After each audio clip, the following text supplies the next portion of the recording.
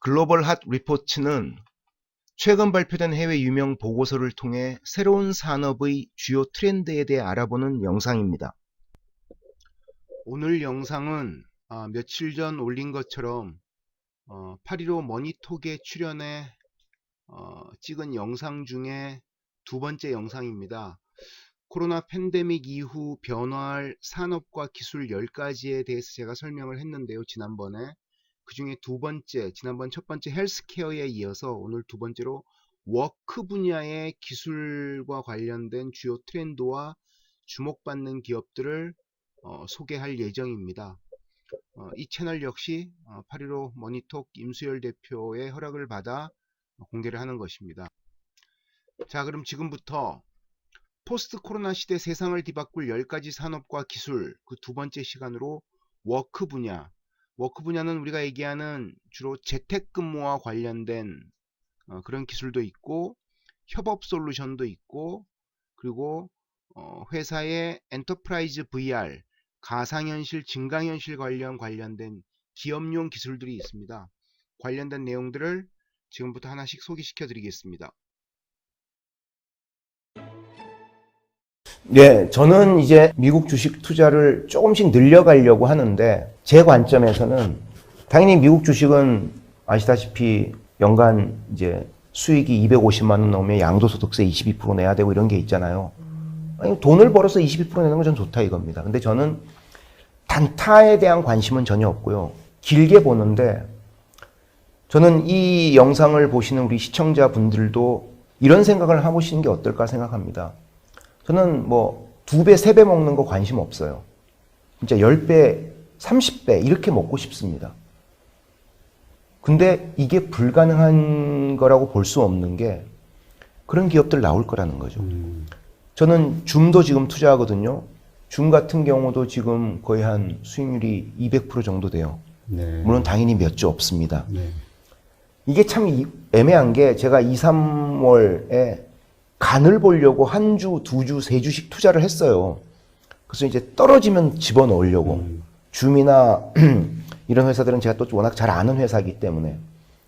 근데 그게 이게 저점이었군요. 찔끔 떨어지고 계속 올라가는 거예요. 근데 저는 우리 8.15 머니톡에 뭐 몇 개월 전 방송에서 나왔다시피 한 번쯤 큰 데미지가 올 거라는 생각을 하거든요. 이 전체적인 경제 상황이. 그럼 당연히 주식시장에도 큰 위기 상황이 오겠죠. 그때 한번 좀 많이 집어넣고 한 2년, 3년 정도 가보려고 생각하고요. 미국에서 IPO 한 기업들의 특징은 우리 지금 SK 바이오팜은 지금 3일 연속 상한가잖아요. 누가 지금 들어가기도 쉽지 않은 거죠. 근데 미국의 유명한 상장 기업들, 예를 들면 줌 같은 경우도 마찬가지예요.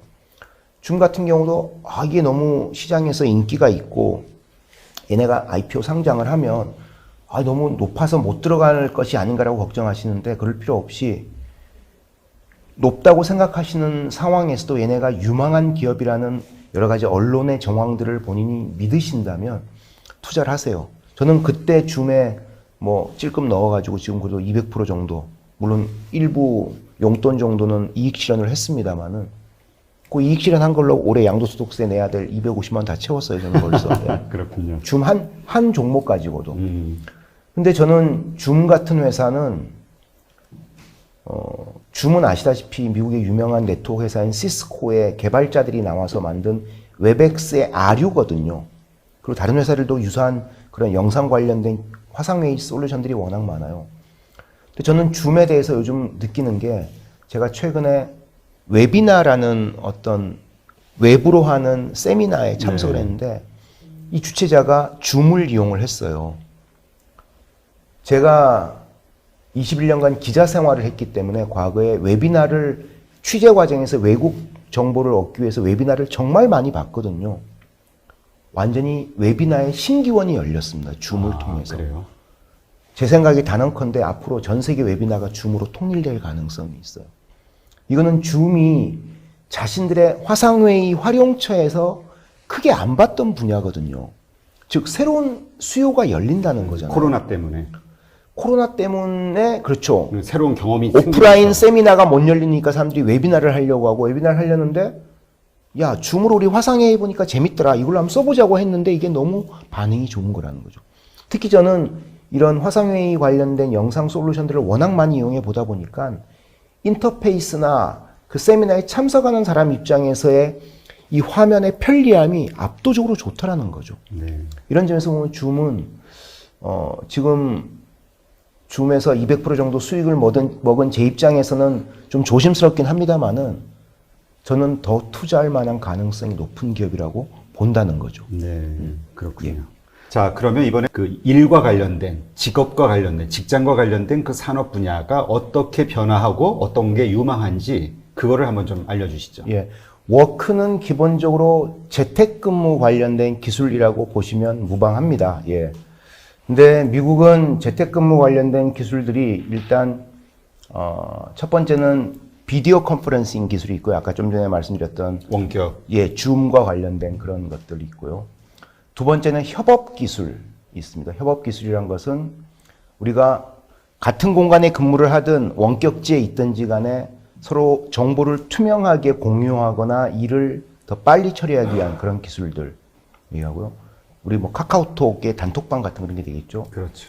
세 번째는 이제 기업 내에서 이런 가상현실, 증강현실 기술을 쓰는 겁니다. 그러니까 예를 들면은 미국에는 제조업체들이 이 연령이 많은 엔지니어 부서에 노하우가 많은 분들이 신입사원들 교육을 많이 시킬 거 아닙니까? 네. 이런 것들이 지금 미국의 보잉이나 이런 대기업들은 사람이 교육을 하는 게 아니라 가상현실, 증강현실을 다 도입을 하고 있어요. 이제 그러니까 변화하는 거죠. 그러니까 이런 것들이 기본적으로 코로나 팬데믹 때문에 그런 건 아닙니다. 그 이전부터 활발했는데 코로나 팬데믹 때문에 이게 더욱더 활발해지기 시작하는 거죠.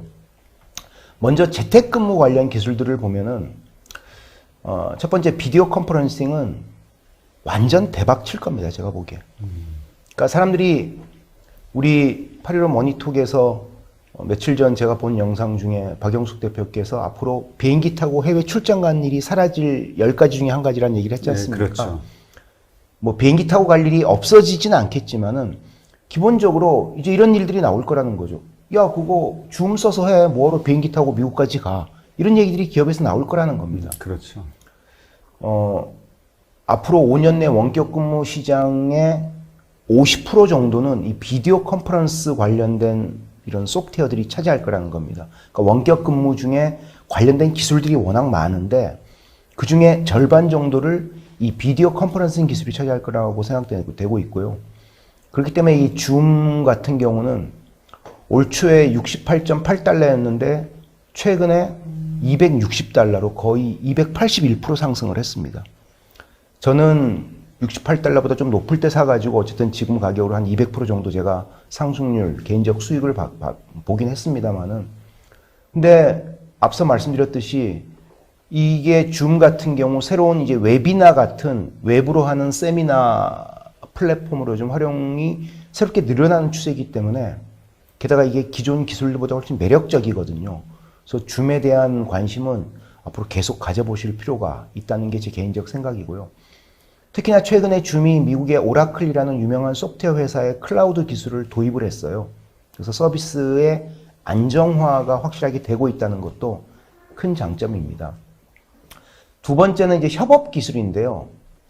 협업 관련된 기술은 이거는 한국 시장과 미국 시장을 좀 다르게 볼 필요가 있어요. 미국 시장은 이미 협업이 5년, 10년 전부터 협업이 너무 보편화됐습니다. 근데 한국은 협업이 잘 안 됐어요. 그러다 보니까 미국은 협업 시장이 계속 코로나 팬데믹 이전부터 코로나 팬데믹 거치고 코로나 팬데믹이 끝나도 지속적으로 일정한 패턴으로 계속 고성장을 할 겁니다. 그러니까 근데 팬데믹 때문에 더 많이 성장하지는 않는다는 거죠. 근데 여기서 잠깐 그 협업이라는 게 구체적으로 뭘 가리키는 건지를 좀 설명해 주시죠. 협업이라는 것은 기본적으로 우리 임 대표님 페이스북이나 카카오톡의 단톡방 같은 거 쓰시잖아요. 네네. 그러니까 기본적으로 정보를 손쉽게 공유하고 지금까지 정보를 공유하는 기업 내의 방식은 이메일로 소통을 하는 거였어요. 근데 이메일은 아시다시피 그 안에 첨부 파일을 제대로 다운받아 관리하기도 쉽지 않고 첨부 파일을 제대로 같이 수정하는 것도 쉽지 않았다는 거죠. 그러다 보니까 이제 구글 드라이브나 뭐 이런 걸 쓰기도 합니다만은, 근데 기본적으로 페이스북 같은 기술을, 인터페이스를 기업용 소프트웨어로 제공을 해주는 게 협업 기술입니다. 네. 페이스북이라는 게 뭐죠? 내가 한 가지 테마를 올리면 관련된 담당자들이 다 댓글을 달지 않습니까? 그럼 그 댓글 속에서 논의가 진전될 확률이 있다는 거죠. 네. 물론 지금의 페이스북은 꼭 그런 용도로 쓰는 게 아니라 개인적 관심사로 헐, 대박, 대충 이런 것도 있긴 합니다만은 네. 그러다 보니까 이 협업 기술은 계속 성장하는데 한국은 협업 관련된 기술에 아직 대표적인 회사들이 없어요. 네. 한국의 대표적 소프트웨어 회사들도 관심을 가지고 네이버나 카카오도 내놓고 있지만 아직 그다지 시장에서 매력적인 게 아니고 몇몇 스타트업들이 있습니다만 얘네들도 아직은 시장에서 그 벤처 캐피탈 입장에서도 크게 주목받지 못하고 있는데 요 시장에 제대로 된 협업 관련된 업체가 나오면 아마 앞으로 대박을 칠 겁니다. 관련해서 미국의 한국 기업 중에 미국에 본사를 둔 스위트라는 회사가 있습니다. SWIT. 설립된 지 얼마 안 된 회사예요. 네. 며칠 전에 얘네가 제공하는 온라인 세미나를 제가 참석해서 걔네 기술을 충분히 검토를 해봤는데 이 회사에 한국 벤처 캐피탈 지금 일부가 투자를 시작했습니다. 제가 보기에 이 벤처 캐피탈들 초울트라 대박을 칠 가능성이 있어요. 이 회사가 가지고 있는 그 협업 기술의 소프트웨어 기술적인 완성도나 진보 정도가 현재 글로벌한 어떤 협업 기술 제품들보다 더 뛰어납니다. 제가 최종 사용자, 저는 많은 협업 기술 소프트웨어를 많이 써봤기 때문에 대충 아는데 제가 아쉬웠던 기능들을 거기는 다 제공해주고 있더라고요. 현재 협업 기술 중에 국내 미국 주식 투자자들이 대표적으로 관심 가진 회사가 슬랙이라는 회사입니다. SLACK, 슬랙. 이 슬랙이라는 회사는 얼마나 유명한 회사냐면 얘네가 몇 년 전에 게임을 개발하던 회사 사람들이 게임 개발하다가 포기하고 회사를 접고 이거를 내놨어요. 근데 포브스지에서 기사가 났는데 슬랙이라는 제품을 내놓고 8개월 만에 기업 가치가 유니콘이 됐습니다. 그래요? 1조가 넘었다는 얘기예요? 예. 그러니까 우리 돈 따지면 1조 2천억 원 정도 되는 거죠. 10억 달러니까. 그렇죠. 지금까지 소프트웨어 기업이, 그것도 기업용 소프트웨어, 개인도 아니고 기업용 소프트웨어 기업이 나오자마자 특별하게 시장에서 매출을 많이 확보하지도 못했는데 10억 달러라는 평가를 받는다는 게 말도 안 되는데 그때 포브스지 기사에 어떤 내용이 있냐면 애널리스트들이 평가하기, 그 기사에 나와 있는 평가 항목에 앞으로 전 세계 기업들의 이메일 소통이 이걸로 대체될 것이다. 그래서 한국의 그 뭐 판교나 강남이나 이렇게 벤처 타워들이 많이 있는 곳들에 가보시면은 직원 10명 내외의 스타트업들 아무나 물어보시면 저 슬랙이라는 소프트웨어를 쓰는 한국 기업들이 워낙 많습니다. 저게 기본적으로 무료고 안에 하드디스크 용량이나 저장 공간을 많이 쓰면은 이제 월 구독료를 몇천 원씩 내는 거거든요, 1인당.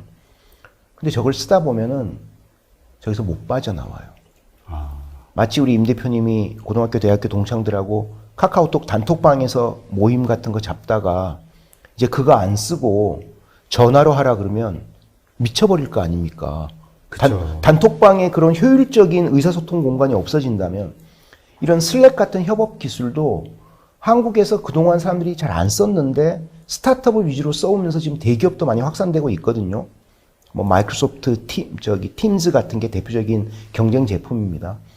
근데 최근에 제가 SK텔레콤에서 마이크로소프트 팀즈를 쓰는 후배한테 물어보니까 야 어떠니? 라고 했더니 선배 이걸 쓰다 보니까 이제 여기서 못 빠져나온다는 얘기를 하더라고요.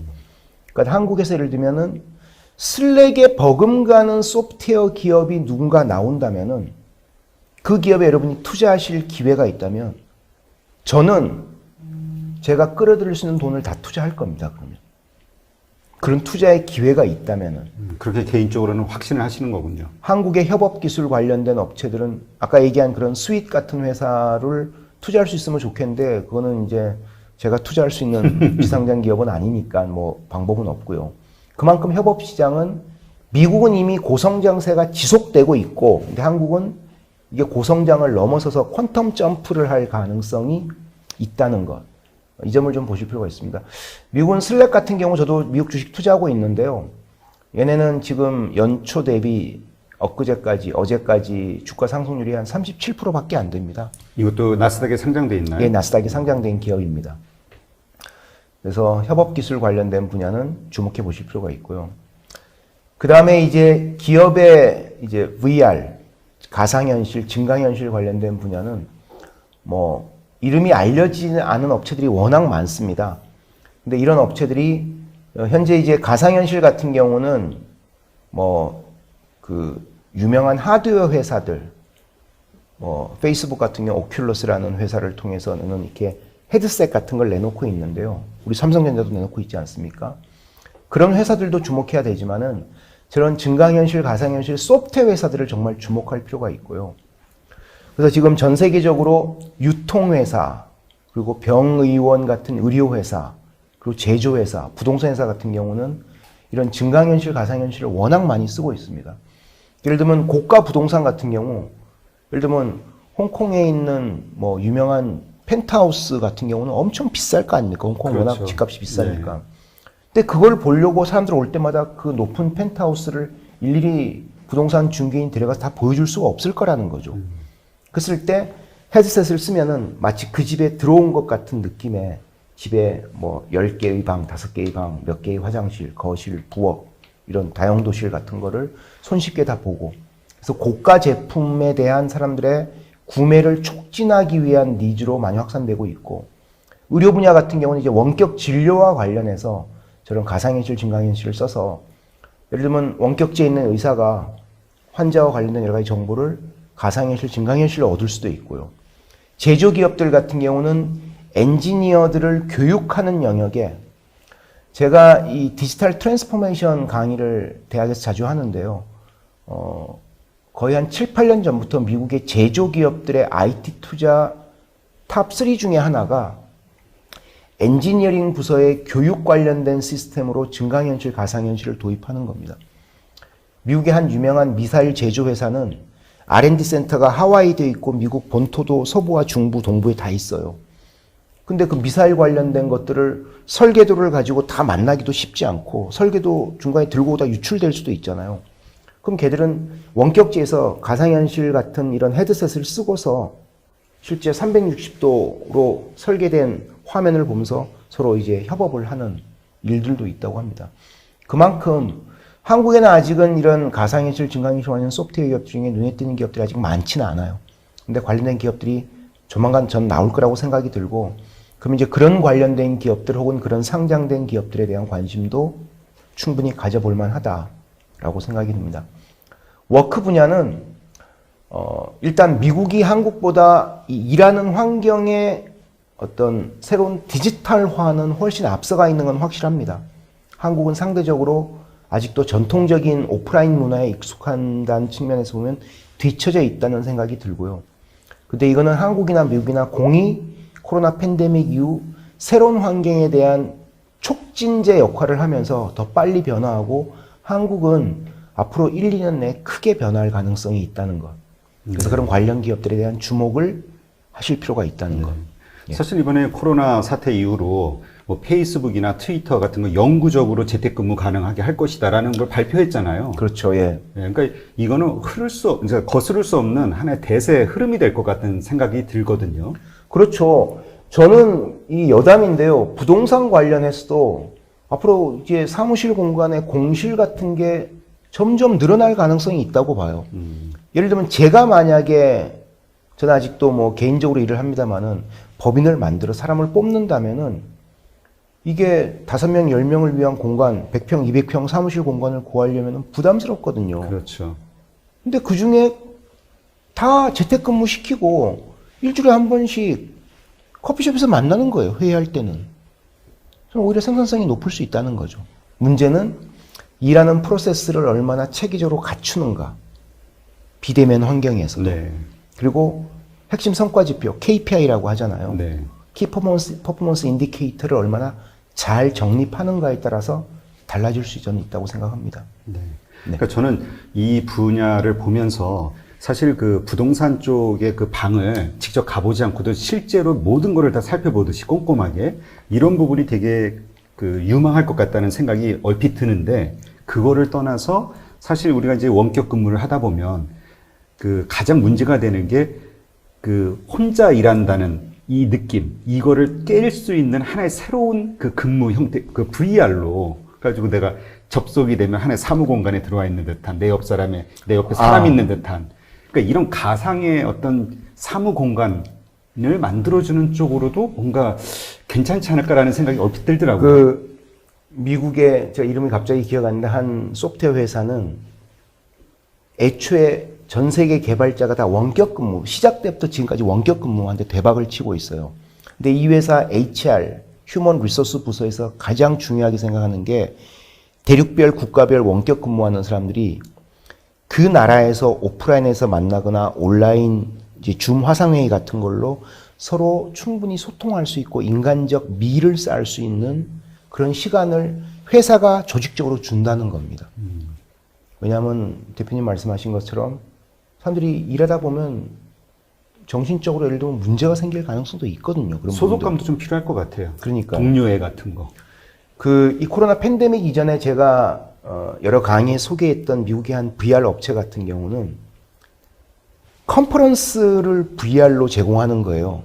그럼 예를 들면은 만약에 코엑스나 일산 킨덱스에서 자동차 관련 전시회가 열리면 내가 딱 가면은 제 아바타가 생성이 되는 겁니다. 아, 예. 그래서 임 대표님 말씀처럼 대충 무슨 말인지 알겠죠? 네. 이게 그 컴퓨터에 있는 가상의 전시 부스예요. 그럼 제가 아바타가 이렇게 옵니다. 근데 여기에 또 다른 아바타가 있으면 제가 어떤 기능을 누르면 팔로 툭툭 쳐요. 우리 페이스북에 있는 툭치기라는 거 있지 않습니까? 그럼 둘이서 어떤 기능을 딱 누르면 명함 교환이 됩니다. 둘이 채팅을 할 수도 있고, 저는 한국에서 온 박석이라는 사람인데요. 저는 중국에서 온 누구입니다. 당연히 영어로 해야겠죠, 그죠? 이런 것들이 가능한. 그러니까 오프라인에서 사람이 느끼는 경험을 온라인으로 대체한다고 했을 때는 온라인은 무조건 선이다라고 생각할 게 아니라 오프라인의 경험을 온라인에 가능한 많이 수용해서 인간적인 느낌과 미, 아날로그적 감성이라고 얘기하는 부분이 있지 않습니까? 그런 부분을 느낄 수 있도록 하는 게 정말 중요하다는 거죠. 네. 진짜 이렇게 소개해 주신 이 분야에서도 분명히 아직 뭐 기업은 없지만 이런 VR 쪽으로 이제 떠오르는 어떤 스타트업 기업들 혹은 떠오르는 어떤 뭐 상장 IPO를 예정하는 어떤 기업들이 나타났을 때는 정말 관심을 갖고 지켜봐야겠네요. 예, 그렇죠. 네.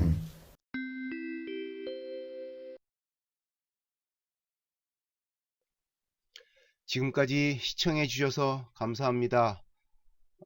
제 방송 내용이 여러분에게 도움이 된다고 생각하시면 구독과 좋아요 버튼 부탁드립니다. 자, 그럼 저는 다음 시간에 좀 더 흥미로운 내용으로 여러분들 찾아뵙겠습니다. 감사합니다.